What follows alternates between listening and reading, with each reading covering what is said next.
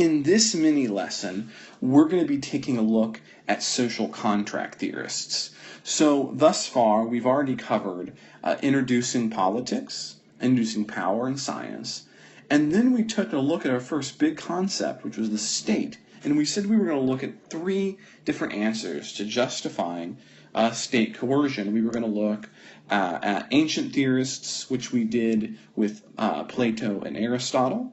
And now we're going to move to the second category that we had talked about last time, which was social contract theorists, which is another era. And in this, we're going to take a look at 2 individuals, both dear to my heart, one Locke and the other Hobbes, who actually will also give his name to his namesake, which is Hobbes from Calvin and Hobbes, who's hiding out here in the back. As a matter of fact, one of my son's names his middle name is in fact Locke, after John Locke. These 2 theorists are going to grow up in a slightly different era than the one we just looked at, and they're going to have a different answer to that question of government coercion. And let's begin with Locke first. And let's also take a look at what all of these guys are going to be doing. So what is the social contract theory? So we'll look at Locke first, but we're going to look at what social contract theory is to put that in context. Then we'll take a look at Hobbes. Then we're going to look at an outlier, a guy named Jean-Jacques Rousseau. Now, all of the social contract theorists are going to have 2 major elements to their work. They're going to have a state of nature and a social contract. The state of nature is the nature of man, or the nature of humankind. In other words, what are people like naturally? Ooh, I apologize.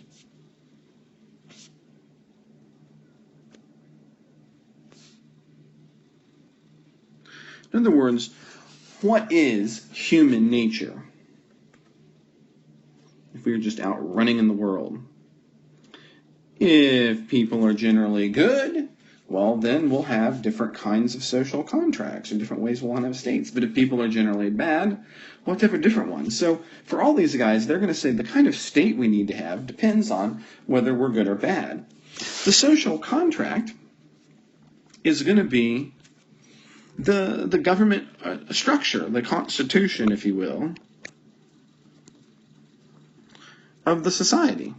How should things look? How should things be? So we have the state of nature and we have the social contract. Now, the social contract for all of our theorists is going to be a response to the way that the theorist thinks that humans are at base.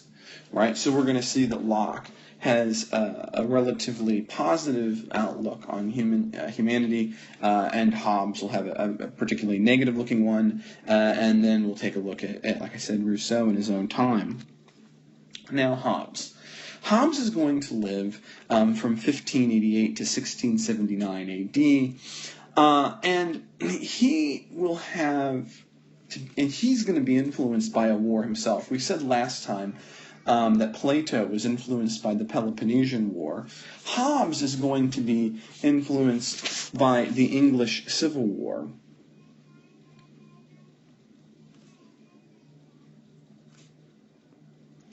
Which is waged from 1642 to 1648. And he's going to publish his important book on this called Leviathan.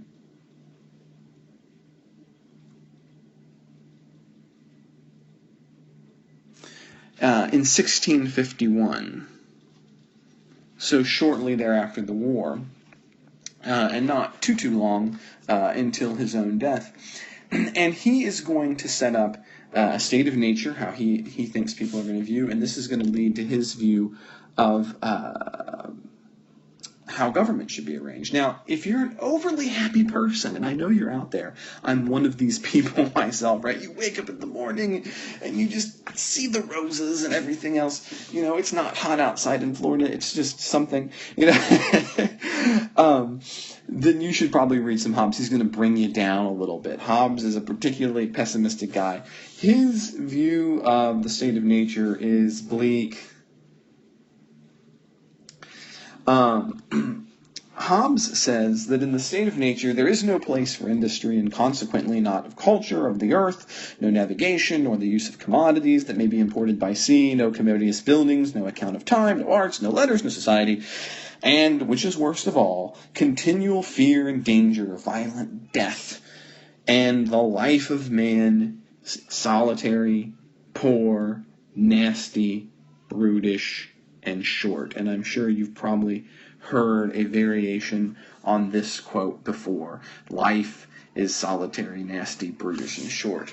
But you'll notice that this is actually Hobbes talking about life without a state.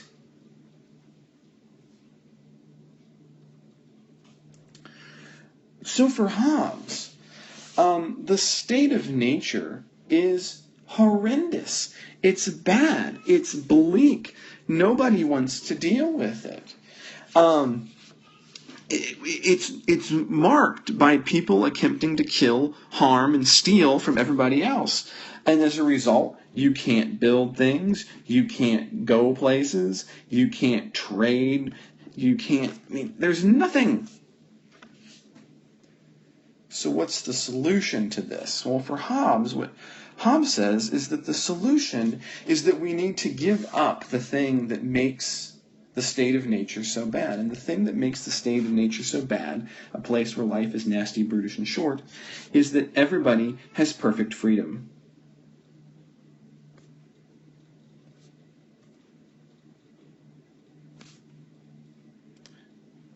Perfect freedom is the problem. In other words, if I'm free to do whatever I want to do, I'm going to do things like, well, I really want, I don't know, the new Apple Watch. And so I'm going to go break into the store and take it. And if you don't like it, I'm going to shoot you in your head.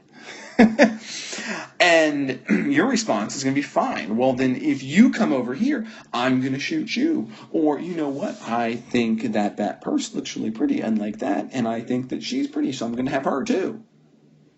Now, if everybody's doing all of these things, nothing can happen, says Hobbes. And so instead, what we need to do is we need a state to protect us.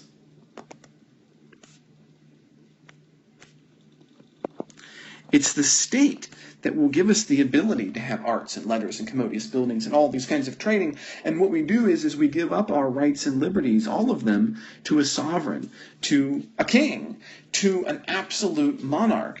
And that individual will then protect us from ourselves, will protect us from society, and allow, therefore, society to actually be better. So, what's the state of nature? Horrible. What's the solution? Give up the thing that makes the state of nature horrible, our perfect freedom, so that we can have a happy and good society where we can do things. And the way we do this is by giving up our rights to a sovereign. Now, Locke, on the other hand, is going to have a very different view of the state of nature, and therefore a very different view of the social contract. The state of nature for John Locke is not so bad. He says, look, what keeps people from killing each other and doing bad things? Is it force?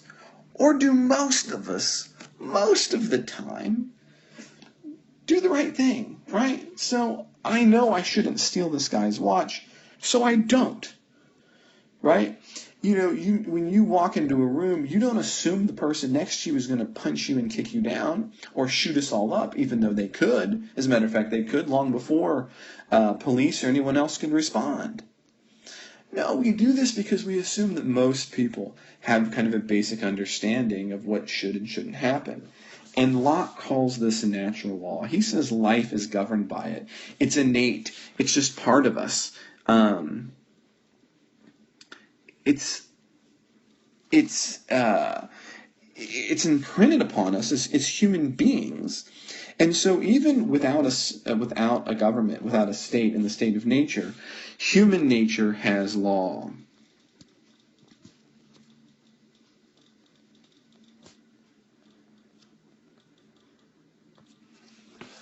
Now, he thinks there's a bunch of them, and now here's potentially a flaw in Locke's logic, even though I am a fan of his, a huge one. I have to teach you about them. So if it's innate, then why am I having to have this lecture, of course, right? And he says, well, we'll put that to the side for a minute. And there are two really important elements to this natural law that we need to understand. The first is that property can exist, and it exists when I intermingle my labor with an object. And the other is that individuals cannot own more property than will spoil, and they call this one the spoils rule.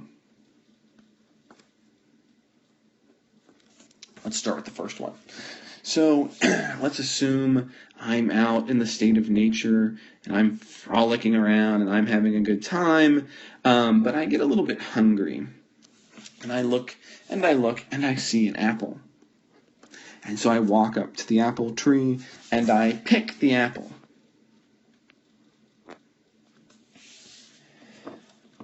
The apple has become mine. Now, before I picked it, it was everyone's, because in the state of nature, things belong in common until someone intermingles their labor with it. So by picking the apple off the tree, I have now procured something that belongs to me. Now, the next rule, individuals can't own more property than will spoil. Imagine I come back, right? And so I pick a whole bushel of apples. That's probably fine. I can eat them. I have a family. I need to feed all of those people. So I've intermingled my labor with these, maybe even cultivated the ground, planted my own apple trees near my house, and I pick and tend to the trees, and so that's obviously all mine. But let's assume that I start picking lots and lots and lots of bushels of apples, just overflowing. Now what? Well, if I can't eat or use them all before they're going to go bad, I can't claim that property anymore. Instead, I claim too much. It's the spoils rule. I can't use it before it'll go bad. So my only options are to not accumulate it or to trade it with somebody else for the things that I want. So maybe I don't just want apples my entire life. So what do? I want to trade with somebody to get some pears or bananas or whatever else it is that I think I'd like. Now, here's the problem, though. How long do you think it would take to make breakfast if I had to trade with everybody for everything? And what happens if I come across somebody who doesn't like apples? How do I trade with them? Well, Locke's answer is that we don't leave the state of nature because the state of nature is horrible like it was for Hobbes. Rather, we leave because we want to have a storage of wealth and trading and ways of having an economy. In other words, we enter into government because we need to have economics.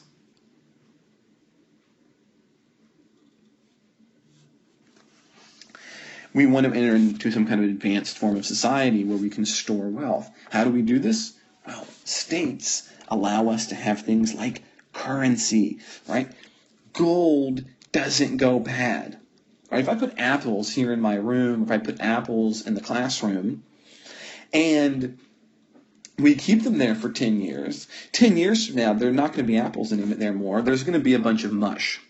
But if I have gold there, 10 years from now, somebody comes in, there will still be gold, right? So states will allow us to have economics. They'll allow us to have money. And money's a good thing because, okay, what if, let's say you only grow lambs and I don't like lamb. Do you want to take my class? I don't want your lamb, right? But I do want some other things. Maybe I want that Apple Watch I was talking about earlier. So what I'll do instead is, hey, if you take my class and give me money, I can then go whatever and get whatever I want to with that money. It doesn't matter how I got it. Or likewise, Walmart or Target or whoever, when you go to check out to pay out, they're never going to say, I think you got this money, stripping. So we're not going to accept that kind of money. They don't care where it came from in that sense, right? This also means that the state will be different because the state won't be a contract like Hobbes where we give up all of our rights and liberties. Instead, it will be a two-way contract. That means between state and people, there'll be obligations on both sides, things the state has to do for us and things we have to do for the state. But we'll have rights and liberties. Kind of like a Bill of Rights. And that, friends, is, as a matter of fact, Locke is going to be the guy behind our Bill of Rights, at least philosophically. He's also going to be behind a lot of things like our Declaration of Independence, but we'll come to that in a minute. The last guy we want to look at, and then we're going to be finished, is Jean-Jacques Rousseau. Rousseau, he was a bit of an odd bird, and what he said was that the state of nature was actually perfect. It was simple, it was peaceful, we frolicked, there was enough food because there weren't too many people, we did all kinds of fun things, life was good, yay! Okay, but if life was perfect, then why would anybody ever, in their right mind, leave? Rousseau has an answer. He says that we leave because of property. In other words, for Rousseau, we don't leave because we want to leave, we get kicked out. So we're in the Garden of Eden, and in this case, the sin is property. Because property ends the state of nature. As a matter of fact, what Rousseau says is, oh, and the first time that somebody put down stakes and said, this is mine, if only we had said, no, this is everyone's, how much happier we would have been as people. But we didn't do this. And so instead then, we have to have some kind of social contract. And the social contract for Rousseau, we can't put the genie back in the bottle. We can't go back to a life without property. Instead, we can only mitigate it, right? Because imagine if I walked up to you and said, I really like your shoes. I would like them. You're not going to take those off. Property is ingrained. So what do we do is we have to focus on the inequalities and the evils of property. In other words, we have to mitigate the evil of property. And that's the keys, and to increase production. Now, you might think, well, how does this affect? But actually, Rousseau will give birth to two long-standing competing theories of economics that will profoundly impact the United States. The first is capitalism.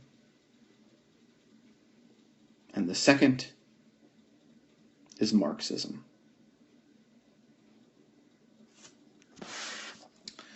Okay, so we've gone through our classical theorists. We're going to pause here, and in the next lecture, we're going to take a look at our modern theorists, and then we're going to move on to the American Constitution.